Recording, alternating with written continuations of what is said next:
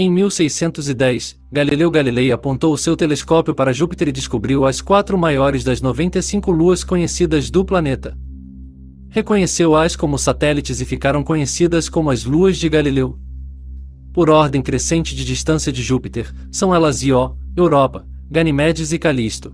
A maioria, se não todas, as luas galileanas mostram indícios de interiores que são, pelo menos, bastante quentes. Geralmente, há 3 maneiras de aquecer estes corpos.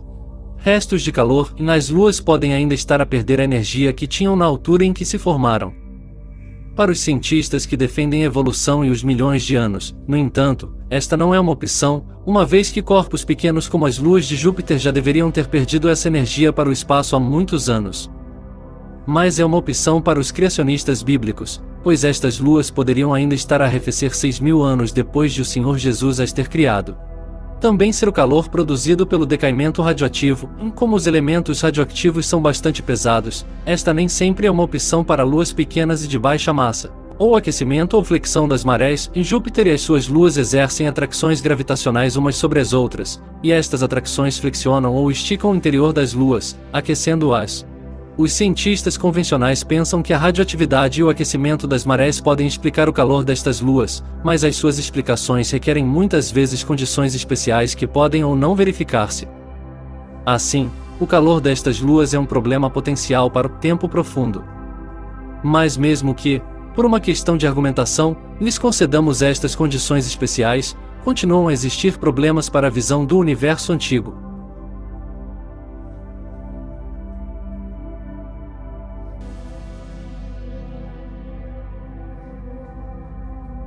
Io é o corpo mais vulcanicamente ativo do nosso sistema solar.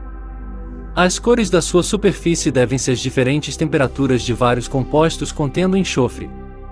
O vulcanismo de Io é tão intenso que, ao ritmo atual, já se teria virado do avesso mais de 100 vezes em 4,6 mil milhões de anos.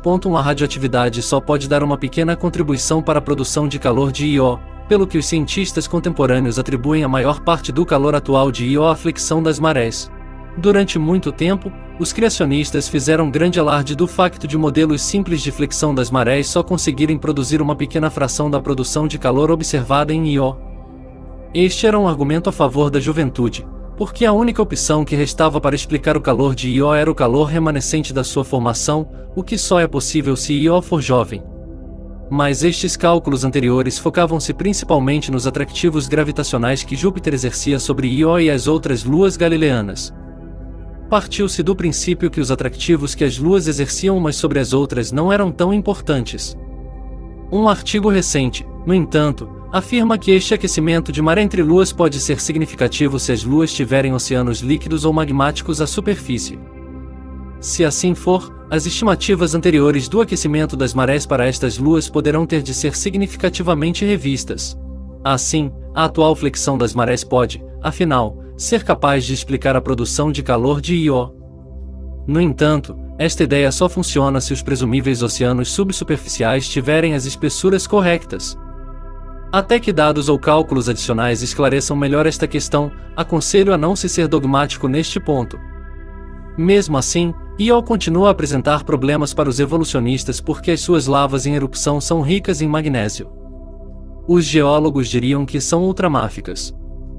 Mas o magnésio é um elemento pesado, e o magnésio deve ter se depositado profundamente no interior de Io após milhares de milhões de anos. Nesse caso, as lavas de Io deveriam estar empobrecidas em magnésio, mas não é esse o caso. Alguns cientistas pensam que um núcleo completamente derretido e um oceano de magma rico em cristais juntos poderiam explicar como a crosta de Io poderia ainda ser rica em magnésio após milhares de milhões de anos. 5 Mas ambas as possibilidades são contestadas por outros cientistas uniformitaristas. 6 Outra opção para os evolucionistas é afirmar que o vulcanismo de Io foi muito mais fraco no passado e só recentemente se intensificou. Isto explicaria a presença de magnésio na crosta de Io. Mas isso significaria que temos sorte em estar a observar Io numa altura tão especial da sua história.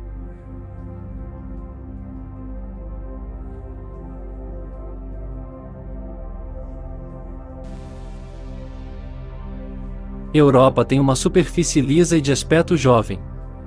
Pensa-se que os longos riscos ou fraturas na sua superfície, denominados linhas, são causados por marés numa grande concha subsuperficial de água líquida, uma espécie de oceano furtivo. No passado, os cientistas convencionais tiveram dificuldade em explicar o aparente calor de Europa, embora alguns argumentem que a radioatividade e o aquecimento das marés podem ser uma explicação plausível. Como a água líquida é necessária para a vida tal como a conhecemos, os cientistas evolucionistas pensam que encontrar água líquida no espaço tornará a história evolutiva mais plausível. No entanto, embora a água seja necessária para a existência de vida, não é suficiente. A água é, de facto, um problema para os cenários evolucionistas da origem da vida, uma vez que quebra as moléculas complexas que os evolucionistas afirmam ter se formado espontaneamente em sopas químicas há milhares de milhões de anos.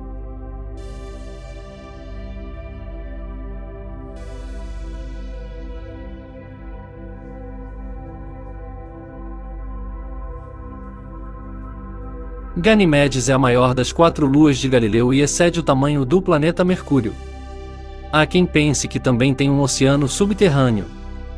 Os cientistas convencionais ficaram surpreendidos com o facto de Ganimedes ter o seu próprio campo magnético. Os cientistas uniformitaristas invocam a teoria do dínamo para explicar como é que os campos magnéticos dos planetas e das luas podem persistir durante milhares de milhões de anos. No entanto, a teoria do dínamo tem muitos problemas. 9 Exige que a Lua ou planeta magnético tenha um núcleo fundido, o que requer um interior quente. Pensa-se que a radioatividade e o aquecimento das marés não são explicações suficientes para o aparente calor de Ganimedes, a mais ver a discussão sobre Io acima, pelo que se esperava que Ganimedes fosse demasiado frio para o seu próprio campo magnético. Alguns cientistas sugeriram que a neve de ferro ou a formação de cristais de sulfureto de ferro no núcleo poderiam ajudar a fornecer o calor necessário. Mas estas propostas requerem concentrações específicas de enxofre no núcleo que podem ou não estar presentes. O mecanismo do sulfureto de ferro poderia teoricamente funcionar durante cerca de 3,8 mil milhões de anos, mas requer que o núcleo tenha inicialmente cerca de 36% de enxofre em peso, o que é uma concentração muito elevada de enxofre que poderia contradizer as teorias evolucionárias cósmicas relativas à origem de Ganimedes. O mecanismo da neve de ferro, por outro lado, só pode fornecer calor durante, no máximo, cerca de 800 milhões de anos. Isto significaria que, mais uma vez, temos simplesmente sorte em poder observar o campo magnético de curta duração de Ganimedes num momento especial da sua história.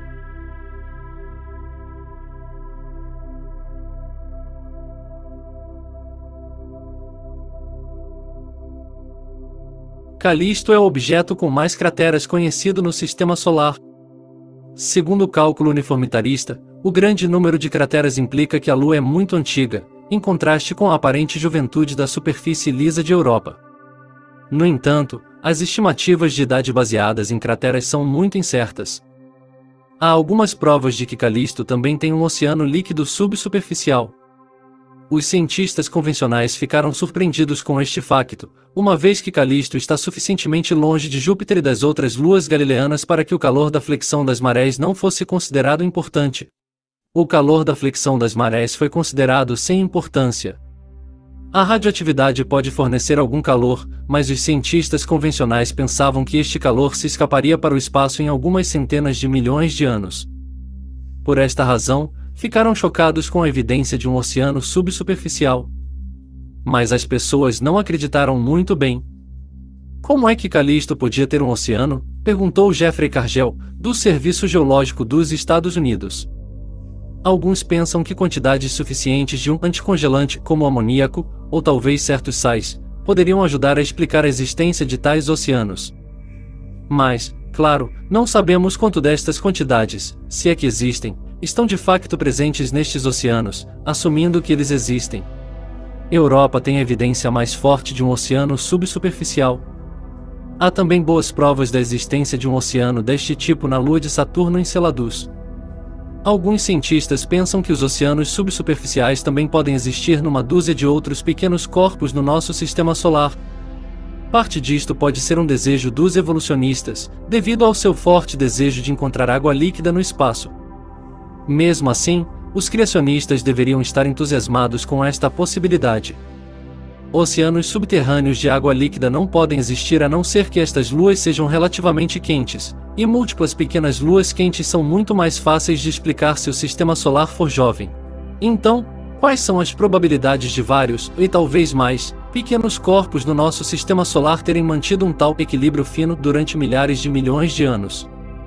Em alternativa, quais são as probabilidades de estes corpos só recentemente se terem tornado suficientemente quentes para manter oceanos líquidos e de estarmos no sítio certo à hora certa para os observar? As explicações uniformitaristas para o calor destas luas requerem frequentemente condições especiais nos seus interiores que podem ou não existir.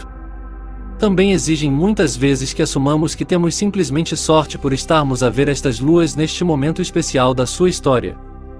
Isto incomoda os cientistas evolucionistas porque parece que há muitas coincidências deste gênero no nosso sistema solar. Claro que todas estas observações são facilmente explicadas se o nosso sistema solar for jovem. Os criacionistas devem aguardar com expectativa os dados da próxima Europa Clipper e de outras missões às luas de Júpiter, uma vez que estes irão provavelmente reforçar o argumento de que as luas de Júpiter foram criadas recentemente. Nada disto deveria ser surpreendente, uma vez que, de acordo com as Escrituras, o Senhor Jesus Cristo criou o nosso sistema solar, juntamente com o resto do nosso universo, há apenas 6.000 anos.